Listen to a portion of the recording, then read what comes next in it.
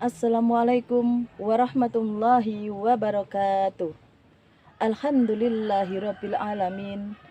Puji syukur kehadirat Allah Subhanahu wa taala, pemilik kerajaan langit dan bumi, yang senantiasa memberikan kasih dan sayangnya kepada kita. Selawat serta salam tertujukan kepada baginda Muhammad sallallahu alaihi wasallam yang telah mengajarkan budi pekerti yang baik kepada kita sehingga kita menjadi insan-insan yang mulia. Sahabat, tentu kita tidak asing dengan bacaan surat Al-Zalzalah ayat 7 sampai dengan 8. A'udzu billahi minasyaitonir rajim. فَمَن يَعْمَلْ مِثْقَالَ ذَرَّةٍ خَيْرًا يَرَهُ وَمَن يَعْمَلْ مِثْقَالَ ذَرَّةٍ شَرًّا يَرَهُ. Yang artinya, maka barang siapa yang melakukan kebaikan seberat zarrah, niscaya dia akan mendapatkan balasannya. Dan barang siapa melakukan kejahatan seberat zarrah, niscaya dia akan mendapatkan balasannya.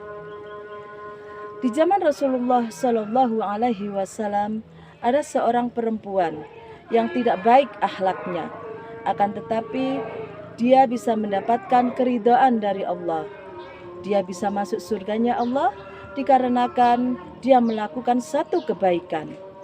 Dia memberi minum seekor anjing. Kalau hanya memberi minum seekor anjing bisa mendatangkan keridhaan Allah, bisa mendapatkan surganya Allah.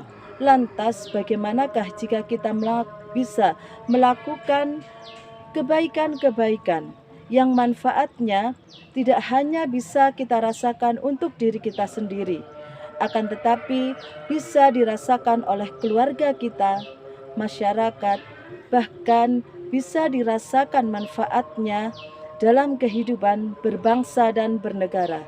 Seperti halnya yang pernah dilakukan oleh Raden Ajeng Kartini.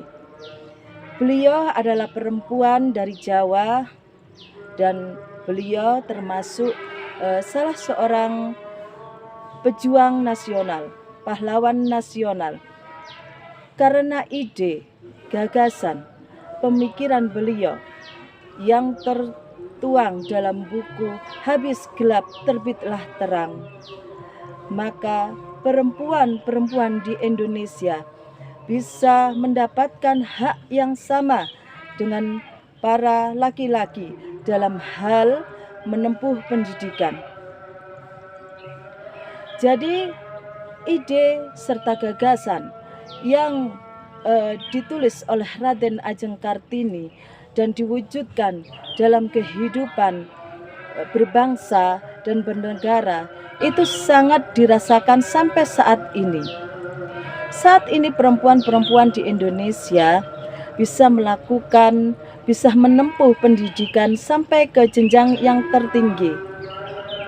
Mereka bisa beraktivitas, kemudian mereka juga bisa berkreativitas tanpa meninggalkan peran mereka, kodrat mereka sebagai seorang ibu maupun sebagai seorang istri.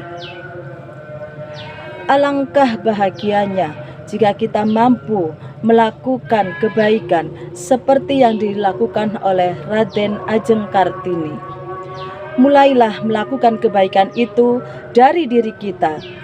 Ajak anak-anak kita, ajak saudara-saudara kita, ajak masyarakat kita, ajarkan kepada mereka tentang tanggung jawab, kemandirian, kedisiplinan, ajarkan budi pekerti yang baik, terutama kepada anak-anak kita. Kenapa kepada anak-anak kita? Kepada orang yang terdekat dengan kita. Karena anak-anak adalah aset. Anak-anak adalah generasi penerus bangsa ini.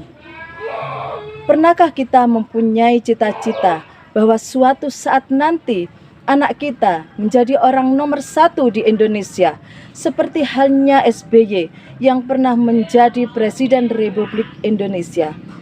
Pernahkah terpikir di dalam diri kita, suatu saat nanti anak kita juga bisa menjadi seorang teknokrat, teknokrat yang dekat dengan penciptanya seperti halnya Pak Habibie.